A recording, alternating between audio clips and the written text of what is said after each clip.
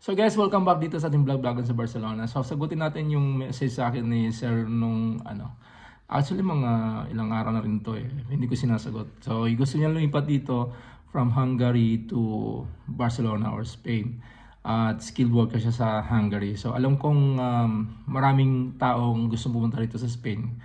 Kasi nga, well, maraming pwedeng rason, no? Gusto nila magkaroon ng European siguro passport, gusto nila ng mas malaki yung sahod at mas madali yung mag-process ng papel dito sa Spain. Hindi sila ganun kahigpit sa mga taong walang papel. So yun. So eto, sir, kung gusto niyo pumunta rito, ayoko kayong i-encourage at ayoko rin kayong i-discourage. So yun. Siguro nag-message ka sa akin kasi napanood mo yung isang video ko na nag-hire or may isang company na napatulong sa akin na maghanap ng tatlong karpentero. So until now, hindi ko talaga alam kung ano nangyari doon sa mga applications na sinend ko. But on process pa rin sila. Siguro kasi yung mga sinend ko walang mga papel yun. So hindi ko alam kung anong nangyari sa kanila. Pangalawa, kung gusto mo talaga pumunta rito, it's up to you. So kailangan maging ready ka lang kasi hindi natin alam kung ano yung mga mangyayari kung pumunta ka rito. So far, wala akong personal experience doon sa cross country, no. Pero may mga nakilala ako at may nakausap kung ano yung mga nangyayari or ano yung saan sila galing. So iba yung galing Norway, yung galing ng Poland, ayan. So sumakay sila ng bus, yung iba naman sumakay lang ng eroplano and nagland din sila sa Barcelona. So kung may kakilala ka rito, maigi kasi ang bakit. Ma-assist ka doon sa room na pupuntahan mo o yung hanapin mong na titirhan mo at least kahit paano ma-assist ka doon sa first month or 2 months mo rito, no? So maganda talaga yung may advantage yung may kakilala ka rito.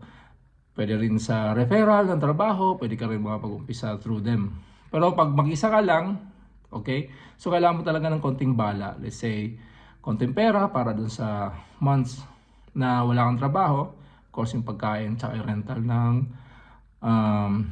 titirhan mo. Syempre hindi ganoon kadali rito. Pangalawa, expect mo na yung yung minsan kung swertehin ka, sige makakahanap ka ng employer na babayaran ka ng right salary. Yung iba naman kasi katulad ng isang nakilala ko, nagtrabaho muna siya sa isang apartel. Yan, tapos binabarat sila ng sahod doon. So yun, as a start, siguro, pwede na. Pero as you go along, kailangan maghanap mo makakahanap ka rin siguro ng mas maayos na sahuran. Pero hindi ko kanya in-encourage na pumunta rito ng walang papel. Hindi ko rin dinidiscourage kasi mamaya, yun yung parang feeling nyo na yun yung para sa inyo. So it's up to you. So again, take the risk. So malaki yung risk nun.